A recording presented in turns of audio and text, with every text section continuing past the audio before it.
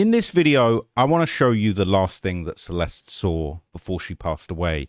There's a very harrowing post going around on Reddit that actually shows what possibly would have been the last thing that Celeste actually saw. And it's got some really interesting analysis, as well as kind of some comparison as far as, the last text messages, the last communications that she ever shared, along with, the last location that she might have actually, been alive. Rest in peace to Celeste. This isn't, in any way trying to point the finger at anybody at all, whether it's the family, whether it's David. This is just going to be an analysis of some of the details around her last moments and what people are reacting to those. Now, before I get into this, I just want to let everybody know, okay, there's a lot of weird stuff that's been going on Reddit. I'm going to do another video doing a big update for what's been going on. There's some very strange and shady things going on, but I think there's also some really good people that are defending the truth and defending everybody's right to speak their mind.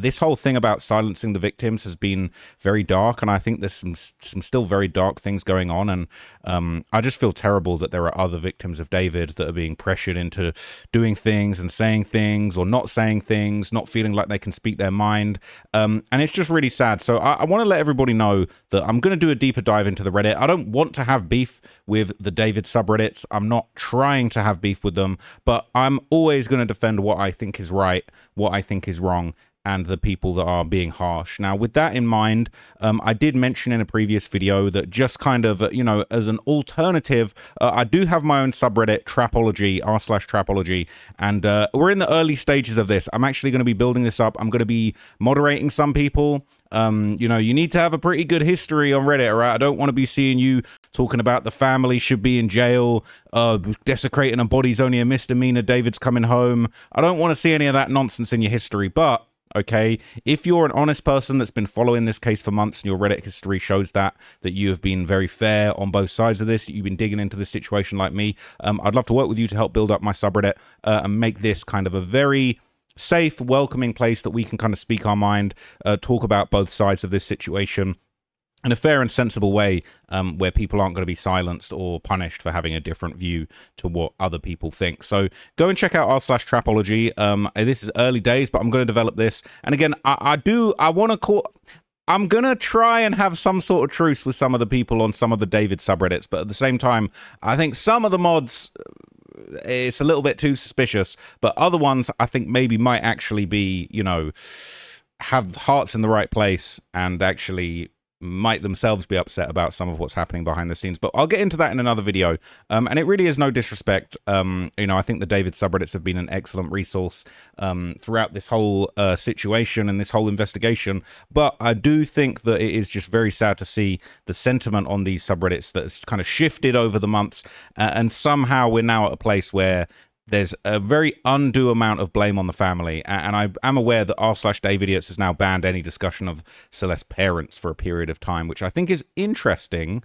I do want to talk about that more, and I'll talk about that more in a different video. But for now, I want to show you this post, which is from r/DaveIdiots, which I still think is a great sub. I just think that there are some bad apples in there that are kind of maybe pushing a certain narrative, and I do wonder why they're doing so. But that doesn't mean that there's not really great investigation, really great research, really great tidbits of information on here. And this post really caught my eye a few days ago, and I've been meaning to kind of just sit down and react to this post for you guys and kind of give you my thoughts on it and show you what's in it.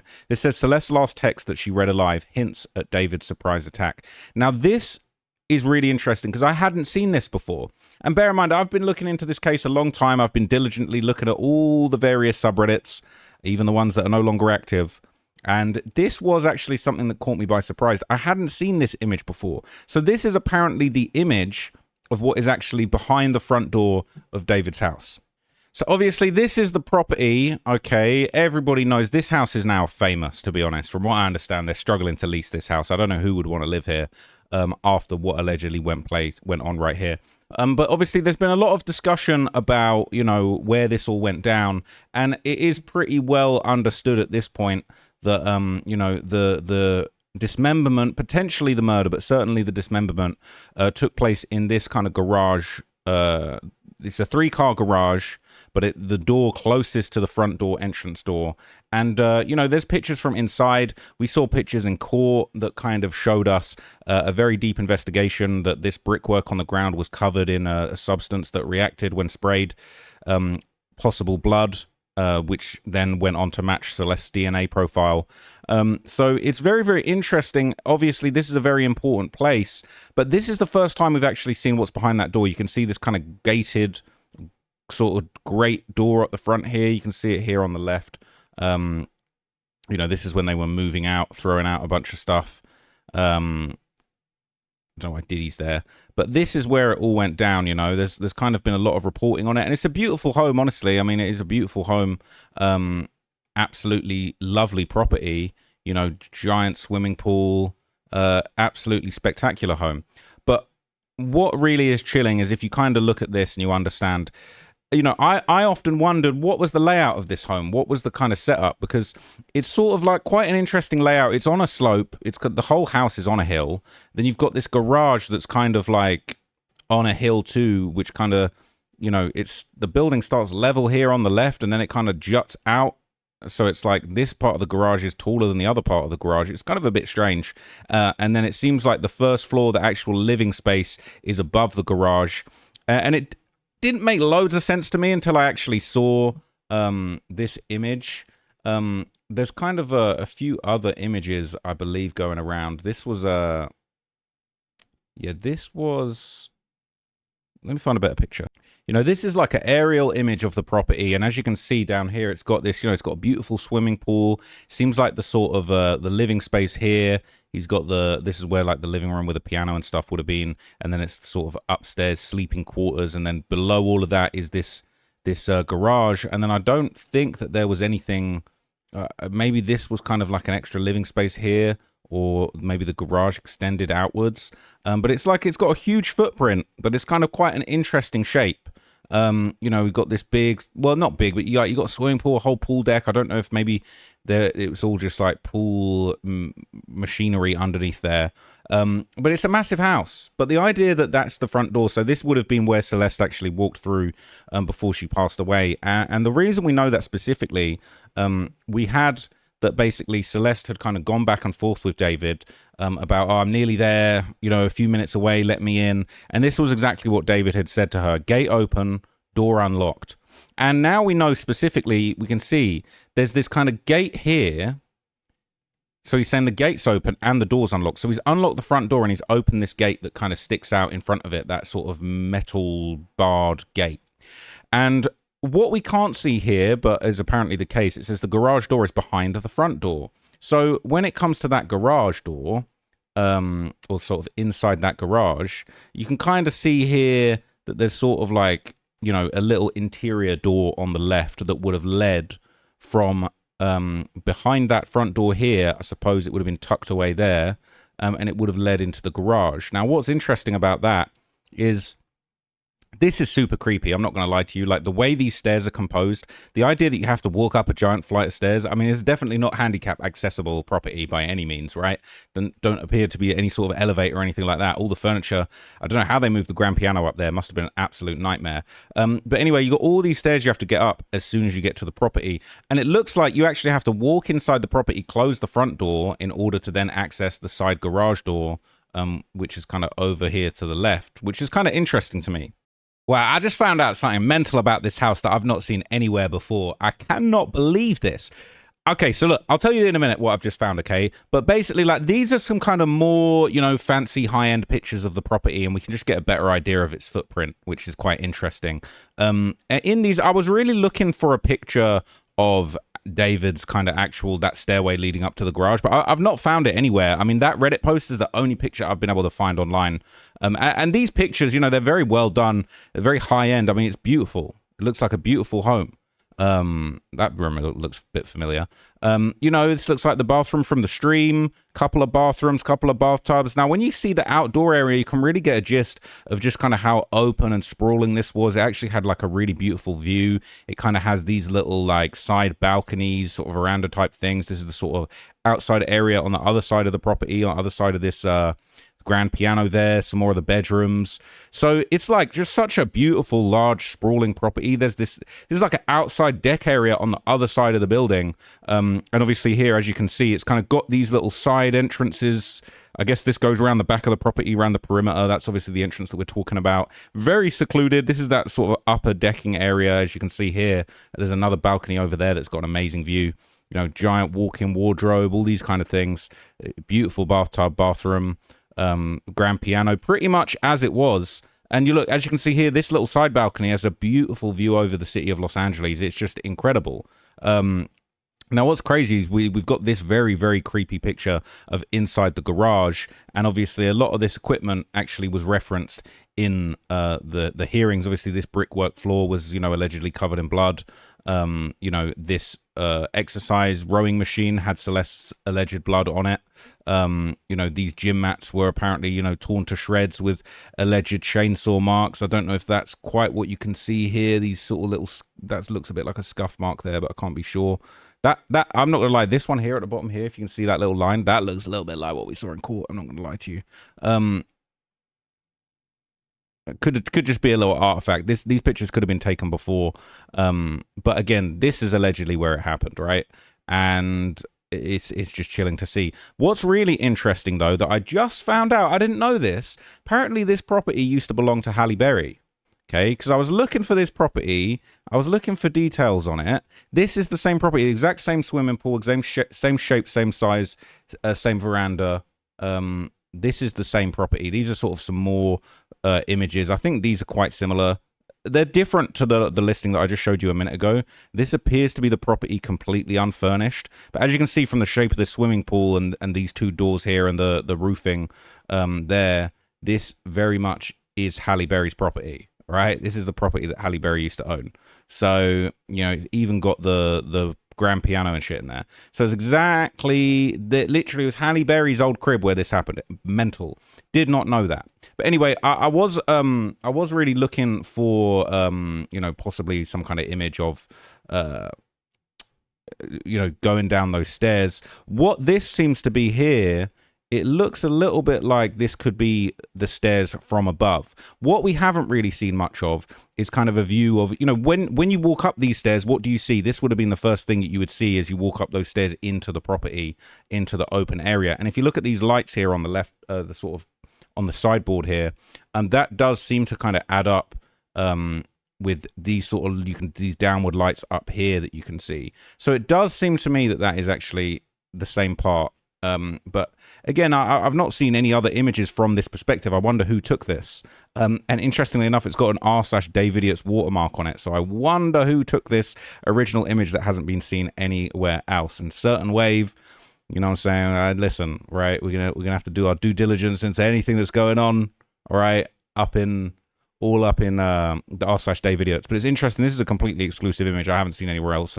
You know, maybe Certain Wave could do a video. I know the guys in D4VD like to see what I'm saying and then follow up and try and catch me out and contradict things I've said. But I've never seen this picture before. If there's another source for this picture, let me know. Otherwise, I'm thinking you guys somebody must have got this picture firsthand from someone that had access to the property. And you guys are throwing a watermark on it because it's, you know, saying thirsty for recognition. But anyway, no disrespect. It is an exclusive. So somebody's put on here, it says, leaving the door unlocked meant he didn't have to greet Celeste when she arrived. Waiting quietly in the garage, he prepared to surprise her from behind as she walked up the stairs. Now, that's an interesting theory. I wonder, could you make an argument that she walked in, slammed this door behind her, and he was lying in wait in this other door behind here on the side? Because if you actually go and look at this photo, he could have been waiting right here. This door could have been open. I don't know which way this door opens. He could have waited right here for her to walk through that door. That door slams behind her and he jumps out. He could have just jumped out and stabbed her immediately as she walked in. She walked out here. I think that's unlikely purely because there would have possibly been blood on this part of the entryway, and I would have think it would have been likely that they would have sprayed this area to look for any kind of blood around this area. But they didn't say that they did check it. I wonder whether they would have thought to check these stairs in this area or whether they just went straight to the garage. It says leaving the door unlocked meant he didn't have to greet Celeste at the door with a knife in front of an Uber driver. It is, you know, allegedly smart what happened. Now, here's what's interesting. You know, they said that it would have been a matter of minutes before she died. Now, what's very interesting is we obviously heard exactly, you know, in court, the messages. He said, gate open, door unlocked. He said that at 10:10. And they basically say that they believe that the murder happened at somewhere between 10:10 or 10:11 and 10:31. When he said, Uber's here, where you at? That's allegedly him trying to cover up the murder. And I would like to think that obviously everyone can kind of see through this and see that this is just a nonsense excuse and an attempt to kind of cover up the fact that this took place. But it does make me think that the murder must have probably happened within this 20-minute window, 21-minute window. And it's highly possible that that's where it happened and that's how it went down. We don't know for sure, but this could well have been the last thing that Celeste saw. She could have walked in, he could have jumped out of that door, lying in wait, and attacked her. And it's just so sad to see. So obviously there's, you know, allegedly, well, not allegedly, there's the other door behind there. So yeah, I found that really interesting. I just wanted to kind of break that down, give you my thoughts, give you the other angles from the building. Now, dare I look at the comments? This is one of the most popular threads that's been on Dave Idiots for the past week. I'm definitely persona non grata in r/Dave Idiots. Apparently my defending of Celeste's parents is disgusting. You know, according to a lot of people in this sub, they should be in jail. You know, it's according to some people in this sub, as you saw in my last video, the only crime David has really been proven to have committed is a misdemeanor of hiding a body, which is just insane. But let's have a look at the comments, man. I'm low key like running out of energy for all the defenses and everything. I'm gonna unbutton my collar because it's been a lot lately. Okay. There's a source of the text. We know the source of the text. It says her last text was sent at 10:01 p.m. It said, "Girly pop, I'm almost there. Open your door if you're home." She sounded so unaware. I mean, she was a child. I'm also sure she wasn't expecting to be betrayed by her own partner to this magnitude. It says a 13-year-old girl does not have a partner. A 13-year-old girl is the victim of statutory R-word. Because he said they would get in and out, she thought they were going to eat burgers together. I know this seems very silly of a thing to wonder about, but I wonder if there's any evidence of him getting food for her. I feel like they could actually say a lot about his mental state when he planned the murder that could actually probably used against him if he didn't. I doubt he got any fucking in and out. I don't think there was no in and out. I don't think he was planning to eat burgers with the poor girl. All right. I've been thinking she didn't send this because why would he order her an Uber if he wasn't home? He was home. His phone was pinging off the cell towers at the property. I said I saw a clip that he would actually be there kind of off, or she would actually be there kind of often without him. There was a time too where he was allegedly at another one of his homes between moving with a different minor. Celeste was home with his friends at his old house. It's also believable to me that she would spend time there, even if he wasn't there because he was working and she was ditching school. I don't think it would be weird for her and probably a lot of his friends to feel very comfortable coming and going. Says he definitely attacked her as soon as that door opened. I doubt any words were even said. So sad. I can't imagine what was going through her head. Exactly. I just commented that it broke me looking at those timestamps. 20 minutes, 20 effing minutes between being here and being gone. That poor child. It breaks my heart. He deserves the worst and I hope he will get it. I'm glad to see sensible people in this timeline. This is really the only thing that makes sense given the timeline. I also think he knew he had to surprise her completely or else she would fight back and he knew she was strong enough to get away. What I want to say about the Dave Idiot subreddit, when there's genuine posts like this with like good evidence, good explanations, like this is good evidence, this is good original, completely one-of-a-kind evidence. This sort of thing attracts, I think, the genuine people in the comments. When it's posts that are about me or about specifically posts attacking the parents, I would say those posts become like lightning rods for suspicious activity that I think is portraying events in a way that is favorable to David. And I would suspect that it's like those posts are below, in my opinion, those posts might be getting a certain degree of astroturfing going on because this post is a genuine post. It's genuinely viral. It's got 352 comments. It's the most popular post of the last week with genuine evidence, and we're getting genuine opinions and genuine sympathy, which I really respect. So she for sure could have gotten away had she not been ambushed. She's from Riverside County and has a brother she would have mobbed. I keep thinking about her saying she wanted more for herself and how disgusting the defense is to try and paint her as having done this to herself. She would have put up a fight and a good one. It says, of course, the defense is going to paint her in as poor of a light as possible. That's what they do. My family has multiple criminal defense attorneys, and this is what happens. 11-year-old girls who have been abused by their uncles and family friends are told you knew what you were doing. It's morally disgusting, but it's what happens. Yeah. See, it's funny, right? Where are the people on the other threads that are talking about she was a gold digger and she was trying to trap David? You know, a genuine post like this I really respect, and this is where I feel this subreddit is genuinely, you know, an extremely important resource. It says the medical examiner said she tried to fight back even while being ambushed. They basically said, nah, there wasn't significant defensive wounds, but there were kind of scratches that weren't conclusive. People saying this timeline just does not make sense to me. Didn't the complaint say she was killed between 5 to 10 minutes of her arrival? And if I recall, there were only 2 knife wounds, so what happened during that time? Based on where she was stabbed, it probably wasn't immediate and took a second for her to pass. I think he did it as soon as she got there, did whatever for 10 to 20, and then sent the text once he realized he needed an alibi. I also remember seeing that she was attacked shortly after arriving, but do we know what's the evidence that exists for this? I'm not saying it didn't happen, just that I don't know why this is the alleged timeline. It is just the fact that he sent these dodgy texts asking, where are you? Says, yeah, that's what I'm curious about. If they were alone in that house, there's no witnesses who can testify that David said he was going to kill her or went to another room for a weapon or waited for her to enter. And I haven't seen evidence of him purchasing any murder tools ahead of the murder or anything to prepare in advance. So I'm curious as to where the special circumstances and even premeditation is coming for her. From. He obviously killed her, and I'm not defending his sorry ass. I just don't know if I believe it was an ambush yet. I keep wondering if the security cameras picked up audio of the attack, but if so, why not present at the prelim? If they had that, they would have presented it. I'm sure we'll get answers, but I'm surprised more people aren't mentioning this. They had more than enough for a favorable outcome at the prelim. There's no advantage to showing all your cards that early on. Interesting. Okay, interesting. Someone says, so sinister, I wish she caught a vibe and dipped. Says, when he told her, you've turned this into something bigger than this conversation, I think that was really sinister too. It's sad that she didn't pick up on that either. I feel that's the point where he started planning. I agree with that, and I pointed that out in a previous video. When she brought that up and she said what she said to him, like she was going to tell everyone to do all this stuff, she was going to hurt him, all this crazy stuff. I think that was actually after she said she was going to kill him. And he said, you've turned this into something bigger than this conversation. It's very calm and calculated. It's not just like, whoa, you going crazy, like you talking murder talk right now. I think that's almost like him giving a hint of like, you saying you're going to kill me, I now have to kill you first. You've turned this into something bigger than this conversation. I think that's where he decided he was going to do it, honestly. Says it most likely was, but she was still a child. She couldn't have known. People saying this. Once I read that, I was like, yep, that's a major turning point and caught a vibe. She's still a baby and honestly didn't know. She thought it was just an argument they'd eventually get over.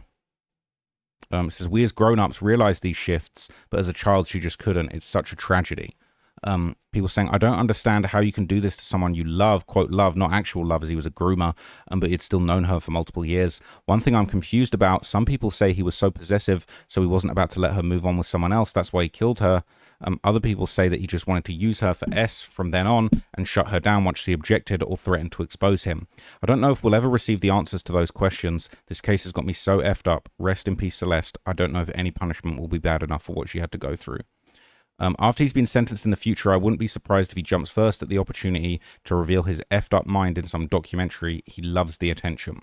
Says there, those are my thoughts too. Once he believes there's no point in claiming innocence, his self-absorbed mind will latch smoothly onto what benefits me most now, what satisfies my desires in this new situation, how can I make the most of this? And he will know there's a market for his reasoning that lay behind his actions. Whether he'll ever tell the truth is another matter though.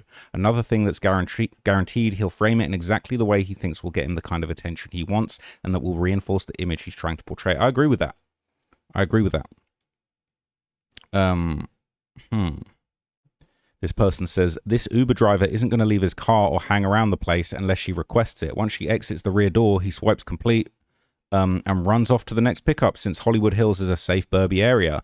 And he could have met her at the door and walked her into the garage so they could drive for takeout at an in or out, or so she thought.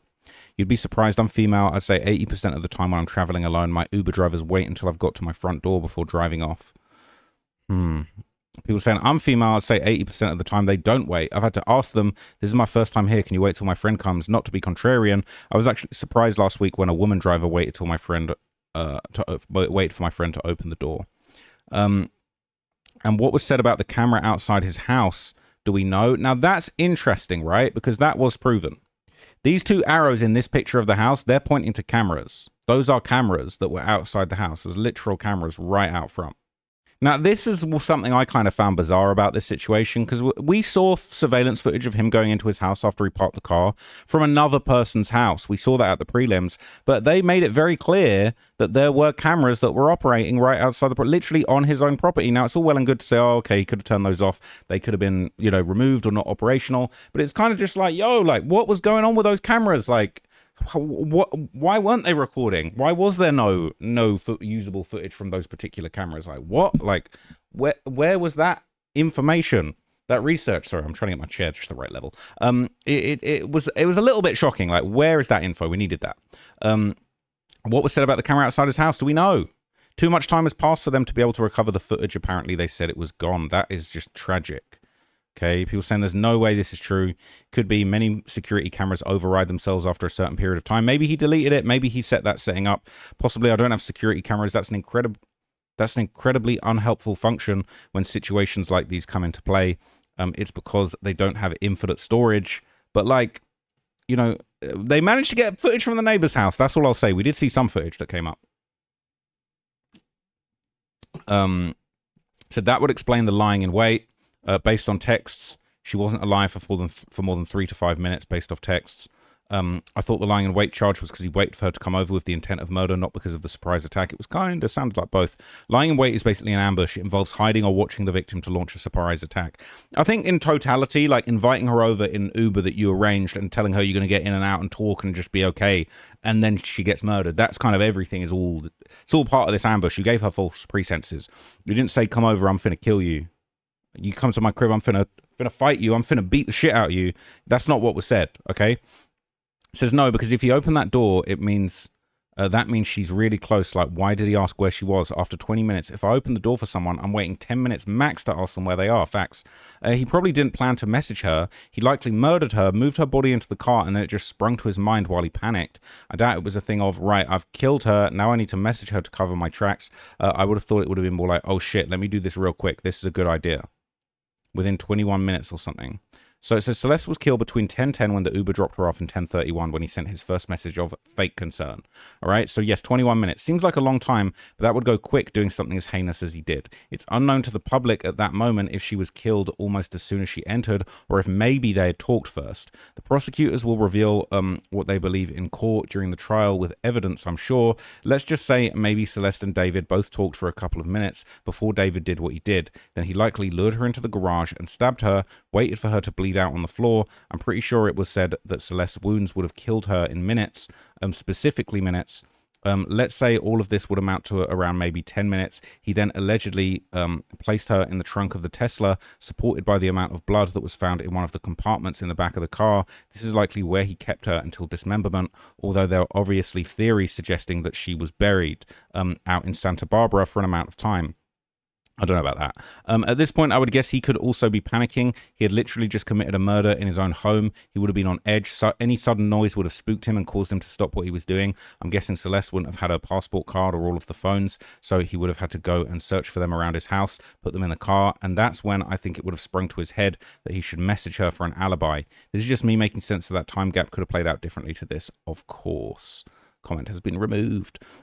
Details like this are so important for the case, but make me want to vomit. I didn't need to know how he surprised her. The Ring door camera right there too. Ooh, really? That's a Ring door. That's a Ring door camera on the left. Good find. Good spot. It's blurry, but that appears to be what that is right there. I guess it was expired footage. I guess it was too old. The rental mansion didn't feature a doorbell camera, though it was equipped with a comprehensive external surveillance system, which usually preserved footage, but auto-deletes once a certain period of time passes. According to sources, they were unable to recover that night's content, since, again, for storage purposes, the material ceases after months, which they were no longer able to retrieve. It's ridiculous how they can dig up years and years of deleted material from a phone and not a single video from a camera. Messages take no data whatsoever. Video, you're going to fill that up quick. He could have been waiting for her behind that door on the right. That door leads to the garage, correct? Wow. Correct. When the front door is open, it hides the garage door. So when the front door closes, it exposes the garage door for someone to surprise someone. So I see. So David sends an Uber for Celeste. He tells her the front door is unlocked. He waits with a knife behind the garage door. She walks through the unlocked front door. He yells to her something like, hey, I'm in here. She turns right, opens the door, walks through the garage door, and he ambushes her. That would explain why there was so much blood under the mats of his garage, because he killed her there. Wow. Simply yanks her into the garage with no hesitation. I mean, that makes sense, because I would have thought if he did it in that doorway by the stairs, there would have been blood there and they would have checked for that. And we didn't hear any mention of that, unless they didn't think to check it, but I would have thought they might have tried that. I think he was lying in wait in the garage and called her over. So he would have been in the garage, allegedly, and then saying, yo, I'm in here, like, come in here. Maybe he was like, yo, I'm in the back of the car. Yo, jump in the back of the Tesla. Does anyone know how tall he is and whether he is left or right-handed? He's super short, only 5'4", he weighs 125 pounds, a little ass boy. No wonder this piece of dirt felt like he needed to surprise attack a 13-year-old. People saying positive she could have fought him off. She's 5'3" and 120 pounds. She could have kicked his ass if she wanted. People saying the song Lot of True Crime speaks about this. You're not special for winning a game with someone you knew was never playing. She could have killed you. She had every right. You just caught her off guard tonight. Wow, that's dark. He's right-handed. Interesting. Kids can just get into Ubers. Yes, there are teen accounts, but David booked it for her. Wow, so a 20-year-old guy can just book a ride for a stranger for a 14-year-old girl that easy. That's really not good. That isn't good, but at the same time, that's not necessarily Uber's fault, right? It says Uber's so it's David. This is the thing. Next minute, you can be saying, arrest the Uber driver. This is like why I get so frustrated with the whole parent hate. But it's just like, yeah, arrest the Uber. Really, it was Uber that gave Celeste to David on a platter, right? Really, Uber should be like, let's arrest Uber, all the Uber CEOs, the Uber driver. They should have known. They should have seen her age, right? They should have known what was going on. An unaccompanied minor traveling in an Uber. Oh my God! Let's arrest the Uber. Arrest the Uber driver. It's like, okay, like what are we doing here? Uber is so shady. They hire just about anyone too. The amount of times I've been harassed by a driver is disgusting. And when I reported it one time, they didn't even ask for the driver's name or give a F about what happened to me. F Uber. I had a Lyft driver lock the doors on me until I gave him my number. That's crazy. I've heard things like that from girls before. What I find interesting, if the defense wants us to believe he didn't murder her, he knew the Uber arrived at 10:10 and he must have known exactly at that time because he wrote her that he opened the gate and unlocked the door at 10:10. But he waits 21 minutes until 10:31 and then just starts to wonder where she is and messages her. Seems like a long time to me. I imagine that if I was waiting for someone, I would ask where they are after 5 minutes or so, but it fits with this whole clumsy behavior in this case. I'm not going to lie to you. I'm very punctual. When people are 2 minutes late, I'm like, 5 minutes, I'm just like, yo, where you at? 10 minutes, I'm like, yo, you taking a minute. 20 minutes, you're like, yo, like you play on me now. Like now you disrespected me now. 21 minutes to be like, yo, where are you? And when you booked the Uber. If that happened to me, bro, I would be just checking the Uber. Uber bin said you've been here. But anyway, he knew to the minute where the Uber was because he was giving her a countdown of when it would arrive at her house. Facts. He knew by the minute it was a few minutes away, 4 minutes, 2 minutes, 1 minute away from her house. But then when it's coming to his house, he got no idea. 20 minutes go by, you don't know what's going on. It's nonsense, right? The defense can use the prosecution's own allegation that he was online playing a game and somewhat lost in it. Question is, does the game engine or the website record his inactivity? But regardless, what they can argue is the door was opened at 10:10 and he waited 5 minutes for her to come up. She didn't. 10:15 or 10:16. Then he went downstairs to look for her, looked in the living room and then peeked outside the door, then looked around the garage. But by the time it's 10:31 when he messaged her, yeah, 15-minute gap there, a little too much, but not a deal killer. They'd have to have him wait until 10:20 for an extra 10 minutes playing that game, waiting for her to come up. Otherwise, that would be too much time sitting idle. The timing they can argue, but what about the blood in the garage and the body in the trunk? He used that car too, and his DNA was inside the bag of her body. Not sure about the last one though. I don't remember them saying that they found any. This is the thing. They said that they cut off the handles from the body bag for DNA. They never said whether the DNA. They never said anything about the DNA on those handles. And that's the type of thing where it's either like possibly inconclusive or maybe they're saving that for the trial. The defense can't argue her body was found in the defense can't argue that the body was found in the car. What time did the Uber actually arrive? Did he kill her in that 20-minute window or right after? I don't think he surprise attacked her before she was fully inside the garage personally, since no blood was found in the house besides the garage, black mats, rowing machine, etc. I think he waited inside the gym area and lured her in there to the back of the garage, calling her in there once she walked in the front door and making her come that way, and that's when he unfortunately stabbed her. It was from the front, so I wouldn't be shocked if he was chilling behind those black shade things in the gym area, and when she came around them, he stabbed her there. My theory on why a blood spot was found on the rowing machine. It's a really good point. So surprise attack could simply mean grab her from behind and throw her in the garage, not necessarily. But how hard would it be for him to just be in the garage, just going, yo, I'm in here. Come in here. Yo, I'm just doing something in here. Come through. I'm getting a workout in. Could have been waiting in the garage and lured her in there for that, since he did ask her about food. But there was blood found in the front seats of the Tesla. Not the front seats, the rear seats. That's why it could even be the case that, yo, I'm in the back of the Tesla. Yo, I'm fixing something in the back of the Tesla. Very, very sus. This person saying, I think as she walked past the garage door, he grabbed her from behind, covered her mouth with one hand, tucking the knife under her ribs with the other. He probably didn't want to humanize her by calling her in or talking with her because it might have made him hesitate or reconsider. He wanted to get it done, then he could drag her to the car and drive off with her. So people saying they think grabbed from behind. I think he fantasized about the killing for a long time, like in his lyrics, his love of gore, his fantasy of killing. But each time they argued, he felt betrayed by her. His switch officially flipped into action mode shortly beforehand, around the time she sent the threatening messages. I think at that point, he felt the seriousness of what this could do to his career and felt deeply unhinged by her potentially flipping the power dynamic. Reference to the text exchange and his "you've turned this into something bigger now" message, I think that was rather ominous. He planned to game before, around her arrival to give a kind of alibi, played it cool, what do you want to eat, watched the Uber timing closely, and then waited in the garage with a weapon, texted doors open, come on in, and ambushed her, then shortly after sent those where you at texts, probably thinking with the short timeline and other details, he could create some doubt and an alternative narrative. Maybe she ran off, never went into the house, and disappeared. Realistically, who's waiting 20 minutes to say, Uber said you're here, where are you? The guy's a monster. This made my stomach turn. Ring doorbell, though. It's been taped over by now. Ring only keeps so many videos. Certainly possible, granted. I doubt we'll ever know exactly where it happened, considering they don't have the weapon, don't know how deep the cuts were really, and nor what has happened exactly. It's hard to say. When I hear the placement, the first name sounded like it came from the front.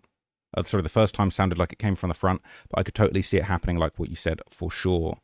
Looking at the interview the next day, talking about how he's no longer with his girl makes it even worse. When he planted this, did he really think he wasn't going to get caught? I mean, get rid of all the other evidence, just paying for the Uber to his house.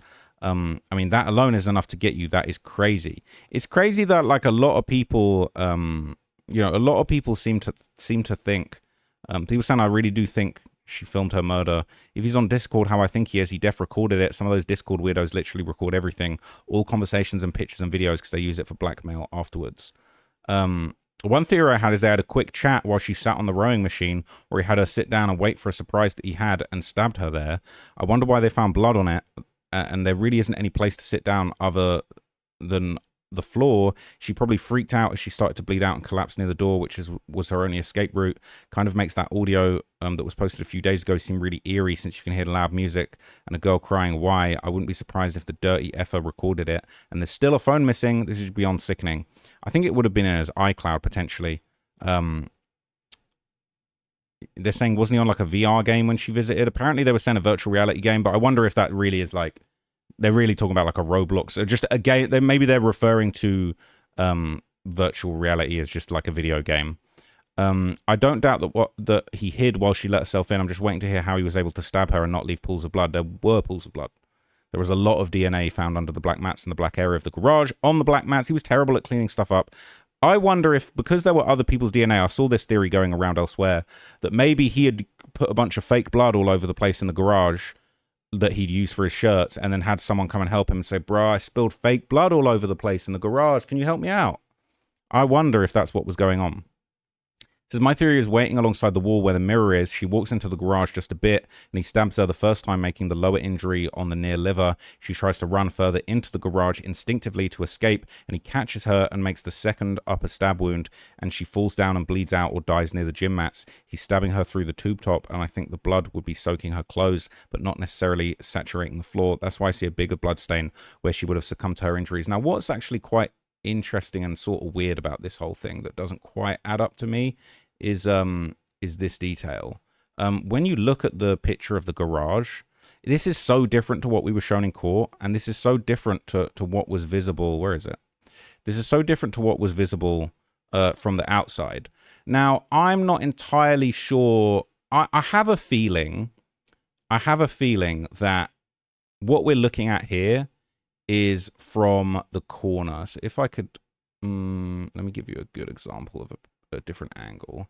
what I think we might well be looking at here is like, that's not got all the pictures. Hang on. There's so many versions. So let's say these are the garage doors. I have a feeling that the camera is in the far corner. Like, imagine the garage doors are on this wall over here to your left, and we're looking away from them. I don't know for sure, but I believe you know, that looks like the garage door machine. You see the rails going that way that would have pulled the garage door up from the left. And so really what I think we're looking at is this gym area. And what's weird is I believe that they, it was kind of hard to tell what was what from what the detectives had. But it's obviously, we saw the gym mats kind of lifted up and just the blue luminol type material just all over the brick floor, as well as the actual gym mats themselves. It looked like the Tesla would have been parked over here to the left. So it could have been easily the case that the door is over here to the left. She came through that door. He was over here somewhere. And then all these black curtains. Honestly, this is super creepy. I mean, he could have had this whole thing filled with saran wrap like Dexter, hiding behind here saying, yo, come in the garage, come in here. Or he could have said, yo, come jump in the back of the car that's parked in here. But I think if he'd have committed it's tough, right? Because it's like, on the one hand, I want to say, oh, well, if he committed the murder in the car, there wouldn't have been blood over here, but then that doesn't account for the dismemberment. And we don't know when the blood was deposited. We don't know if it was the same night that the blood was all over the rowing machine and the floor, or whether that was all the dismemberment and he actually did get her into the car and you know, got her into the trunk from the car from when it happened. I don't know. People saying, I don't know if he suddenly attacked her. My theory is he hugged her like a greeting and then knifed her while hugging her. Much easier and less likely to fail. People saying she would have had bruising all over the body if she was attacked on the stairs. I don't buy this theory. People saying I think he hid in the back of the gym area where the black mats were, and the DNA stain was found under where the blood was on the rowing machine as well. Also, that's the only spot he could have moved her body around as much as he did. I think he lured her into that back area of the garage.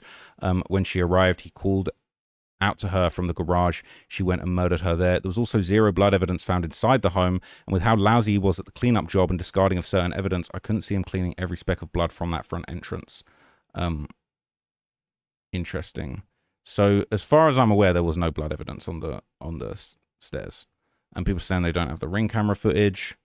People saying this is probably just me. What if he knocked her out first, then stabbed her in the woods? Can blood evidence be destroyed? I mean, it's not impossible that he could have knocked her unconscious and then committed the murder elsewhere, but it doesn't really change anything. This is where we're getting ridiculous now. I wanted to get to the bottom to show you some of the ridiculous stuff in here that thankfully has been downvoted. It says, I do wonder if someone else intercepted her when she arrived. His circle knew she was a threat to their cash cow, and it seems he was rarely alone in the house. Maybe someone else was sick of it all and tried to intervene and scare her off, but she tried to push past them. Come on. Bro, a, quote, surprise attack, lying in wait. These are some ridiculous theories, but I'll leave the ridiculous theories to the end. So here's my thing. I'm convinced he either tied her up first and let her alive without access to her phone. More convinced on this theory than he killed her or knocked her either before or during the process of stabbing her. From the autopsy, it looked like there were only 3 stab wounds. False. She would not have died instantly. She would have been moving around and she would have tried to hurt him back. False. 20 minutes is not enough time to kill her and make sure she can't move and find her phone. False. Not what the medical examiner said. Could have happened in 1 minute. I think originally he wanted to scare her or hold her hostage until the album was released, but it escalated. The fact that he was never able to dump the body really makes me doubt he was able to make 3 quick stabs and go on. He was obviously obsessed with her. I don't know, someone fill me in if they have a different story. I just don't think it's enough time, especially because at 10:10 she wasn't inside yet, so he had less than 20 minutes to kill her and make sure she's immobile. Makes more sense to make her immobile, create an alibi, and then killed her. Comment deleted. Comment deleted by user. Comment has been removed. Notice how this says comment deleted by user and this says comment has been removed. Those are 2 different things. But anyway, I'm going to leave it there. Let me know what you thought of that theory. I'm going to be back with some more updates on this, some more Reddit stuff. I do want to get to the bottom of a few things with this subreddit, because at the end of the day, I just think there's some weird stuff going on, and it's been very, very interesting to observe the just complete 360 in sentiment going on these subreddits. So I'll keep you guys posted when I got some more information about that. No disrespect to the genuinely positive mods that have actually done a good job working on this since the start. When r/DaveIdiots first started, you know, this all came off of David's original subreddit being basically not shut down, but they made it, David left and made it impossible for you to post on there. That's when David 2 started. David 2 was getting some censorship. That's when r/DaveIdiot started. There were a few others that came and went. Obviously, the Celeste subreddit is also good. I'm seeing a lot of really nasty stuff being posted there right now because it was now banned. You're now, just to show you this, I'll do a whole video on this, but they're basically, they've banned any posts about Celeste parents from r/DaveIdiots now, which is interesting, right? Because it's kind of like, I'll do a whole video about this, but it's kind of like, you guys just doing this now because the block is hot? Because I think, you know, this was almost, David said almost all things weird, scary, fascinating, or tedious about David and his fall. This was originally meant to be like a, you know, a no censorship subreddit that was kind of a response to r/David 2. But now we're not allowed to talk about this. And it's weird because I'm surprised we're not allowed to talk about this because I thought a lot of people in here seem to really love this theory. But I do think that there's a lot of things that they're trying to do as far as like, they're just not liking that I'm exposing certain weird things that are going on in this subreddit. And I don't think that that's everybody. I don't think that's every single mod, but I think some of the mods are suspect.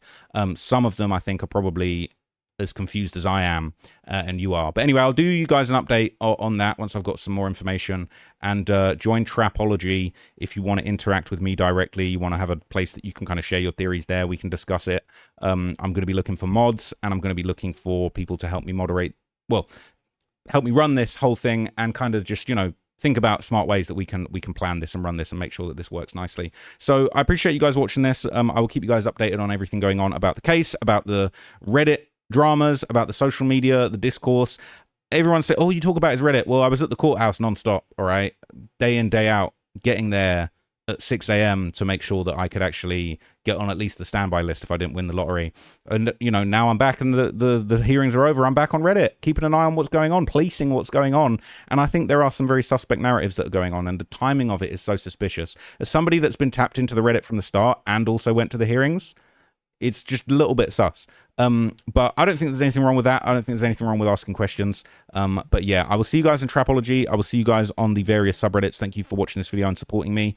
And we're going to get to the bottom of everything. Rest in peace, Celeste. Justice is definitely coming. And I will keep you guys posted on anything that relates to that justice, it being delivered, and also any efforts behind the scenes to muddy the waters and make it harder for the family to get the justice they deserve. I will see you guys in the next video. Peace.